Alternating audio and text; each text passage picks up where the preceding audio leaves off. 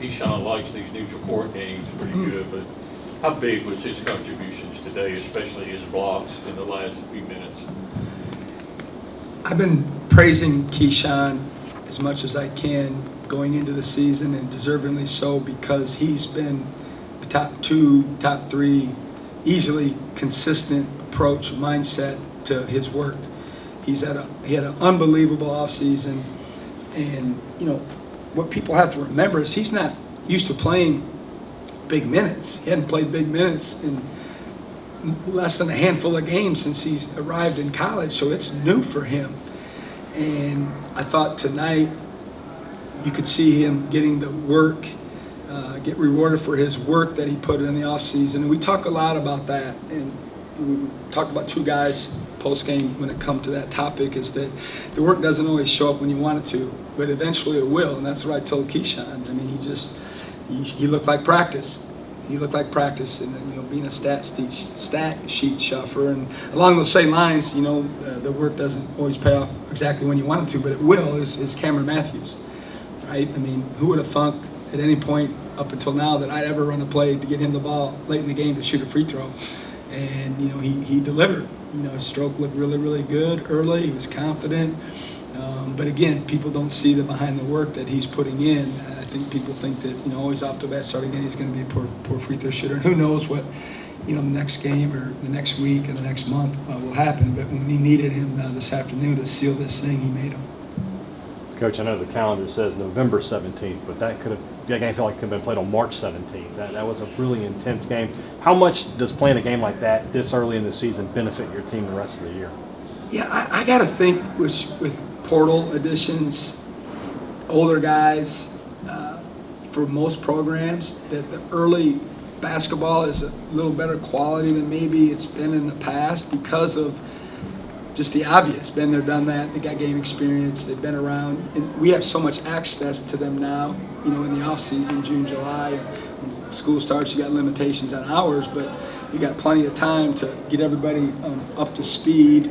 And then with how our schedule unfolded, people that were paying attention, I've been saying it's time. We needed to, play someone that looked like us and was from a similar conference. And, we had learned and grown in the previous 3 games, but it was time. I wanted to, they wanted to. And obviously it didn't look very good at halftime, but really proud of our guys in terms of their response. I didn't know. We hadn't been in those situations with this team. I didn't know. I know what I wanted to happen, and fortunately it did. And that's something that we'll lean on, all year long, because we're going to be in that situation again at some point this year. Go Bob here to Coach's right on the end. Hi. Let's talk a little more about Matthews. I've watched him play all through high school, up now through college. Where is he at in his game right now, and what do you expect him to be like as you get closer to tournament time? Well, we know him well. He knows us well. He knows the system inside and out. Right? Nobody in our team that understands our schemes, offensively, defensively. He literally could play the 1 through 5. I mean, he is directing traffic out there. People, wouldn't understand, all the value that he brings because of his basketball IQ. He's got an unbelievable feel and understanding of basketball, and then with his experience here and what we're trying to do, he's at the top of the list of getting people organized. And I mean, he talks to me a little bit coming off the court, and about what he sees out there, and sometimes we do what he tells me because he's out there, and I respect his mindset that way. And I just expect him to continue to getting better. He's made 1 3, he's 1 for 1. He works on it. He made the free throws today. Obviously, what everyone wants me to say, he's got to stay out of foul trouble. Right? He gets in foul trouble. He always gets in foul trouble. But he's got to play explosively. He's got to be athletic. That's who he is. You just got to pick his spots a little bit more. But if he doesn't do that, people are going to say, "What happened to Mook? Why isn't he disrupting?" And so there's a risk reward involved. And fortunately, we managed it okay tonight. Go to this gentleman here in the Titan sweater. Coach, 2 separate questions. First, just talk to me about how impressive Josh Hubbard was tonight, and then bigger picture, kind of like, what have you seen from him as he's turning himself into a leader on this basketball team? Hey, get off to a slow start, but I wasn't fazed by it. I'm sure he wasn't either. He's put the work in, and he's been there, done that, and he was a big catalyst of why we won the game. he made some shots. Certainly got the crowd into the game, which was nice. I mentioned on the radio that it was dead in here in the first half, and deservingly so. We didn't give them much to cheer about. We were struggling. It was 11 at halftime. We were 1 for 12 from 3, and it just didn't look very good. And I didn't know what to expect in the second half. I knew what I wanted to happen, but Josh led the way. He got it going. And what you'll see from our team is guys know it when he does, and they're going to find him, and get him the basketball when he's on one of those runs. And what was your second part of the question? Just what have you seen from him? Yeah, as he sure. turns himself into a leader? Yeah, 2 things about that. Local people know I've talked about it a ton. That's been really, really cool. I don't need to urge him. He's just natural at it. And now that he's got a year under his belt and as accomplished as he already is, and he works so hard that he's the perfect candidate to be a leader. And he's about us and the program and the right thing. And so when he's talking to the guys, they're locked in. And I love, seeing it. I'm sure there's plenty of talk going on when I'm not around, but I trust, what he's telling our guys. And equally important is, he was obviously very explosive and dynamic prior to coming here. But he worked his tail off this summer. He is more explosive. He's in better shape than he's ever been. Like the play he made, I can't remember, 4 or 5 minutes, maybe 6, I don't know, but right in front of our bench, and he drove it right over to the right block, and he showed his work. Like I told Dominic Walker after the game, our strength coach, I said all I could think about when he did that was that was the work paying off, because he looked different when he did that. It was late in the game. He just left him there, right? And so I'm sure he feels good to know that he's in a better place that way. Back to Paul and Brian. You've talked about it's going to be an ever-growing process with your centers, but including Murphy and Nwoke, you got 25 rebounds from that position tonight. Obviously, Nwoke wasn't that much of a factor offensively, but he hit the boards pretty well tonight. Yeah, Murph, I don't really include him when I'm talking about our development of our 5s. I mean, he plays the 5 for us because it's required right now. But, I thought Mike has shown flashes. For him to get 11 rebounds, I guarantee it's the most rebounds he's ever gotten in a college basketball game. And he had some big boy ones in the middle of traffic. He had 2 assists, 1 turnover.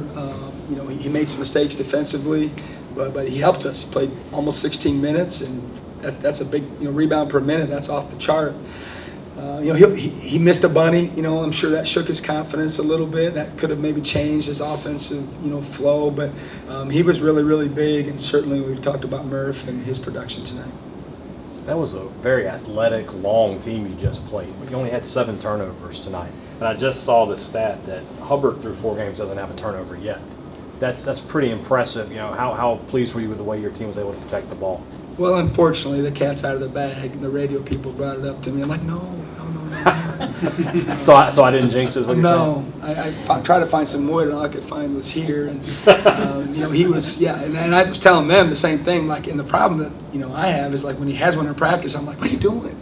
And he's got to be looking at me like, I have one in a game in 3 games, and then he does it again, and the game slowed down for him. That's experience. The game has just slowed down for him, and he was making great decisions with the basketball in his hands. As far as our team, I mean, you followed us. I mean, who knows how it'll look in a month, but the results are really good that this team is going to take care of the basketball a little bit better than maybe a couple of teams that we've had since we've arrived. Time for a couple more. We'll go back to Bob on the end. I asked Beard this yesterday. I'll ask you again. How important is it to play a game up here and reach out and touch your fans in this part of Mississippi?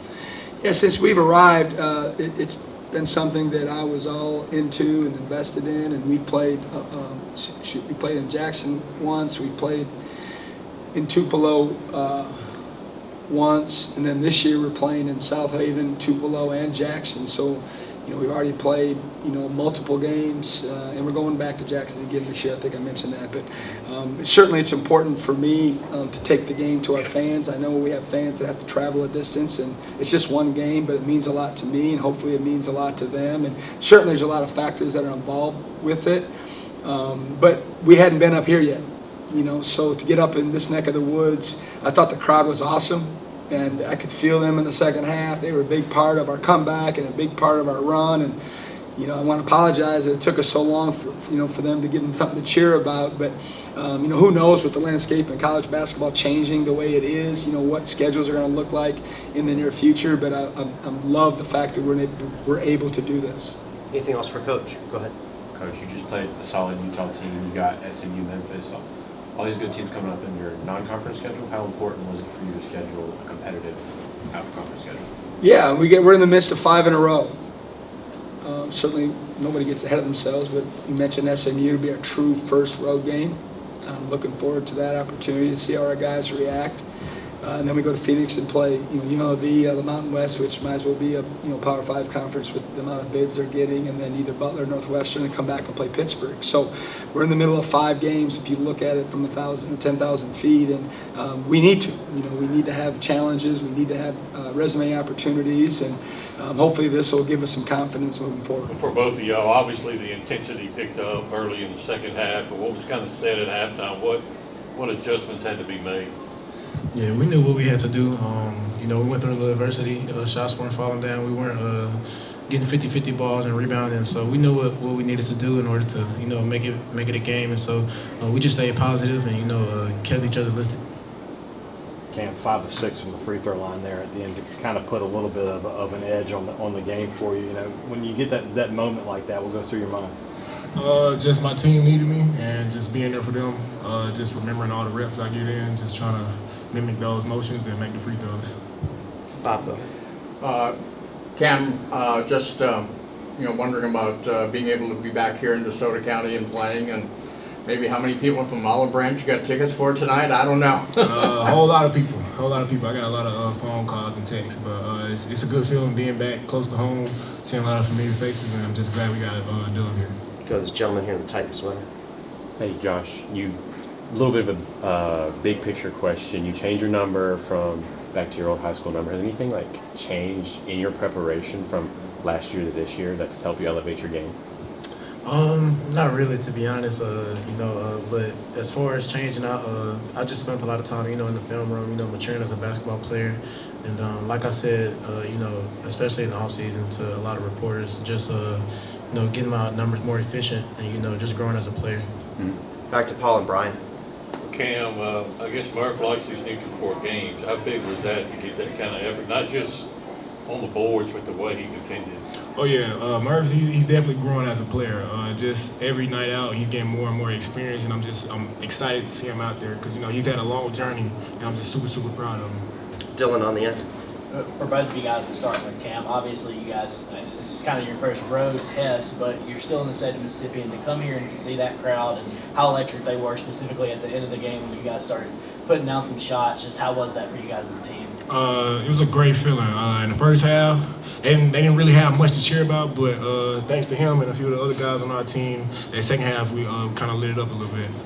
Yeah, it was electrifying for sure, especially when we got it going, and came back, and so it's nothing like these fans, getting into the game and helping us out. Anything else for the players before we let them go? Brian, go ahead. Just real quick, did that feel like a postseason game to y'all? The intensity was really high for a game being played on November 17th. Oh yeah, definitely a real. It felt like more of a January, February game, like a game we need in conference. That's what it felt like. For sure. Go ahead. I'm Josh. I was talking with your parents pregame. They were telling me how you're turning from a scorer into a leader for this team. How are you going about doing that for this team? I've had a lot of tremendous guys help me last year, and just watching them, be leaders for this team. And, I'm still learning, as a player to have a voice. And so, I'm not the best at it right now. And so I'm still learning. And so I'm just trying to, be a leader for my team so when they need me. Is that something you've seen him step up in? Oh, yeah, definitely, for sure. Just seeing him last year as a young buck, kind of shy, quiet. He's definitely had more of a voice this year.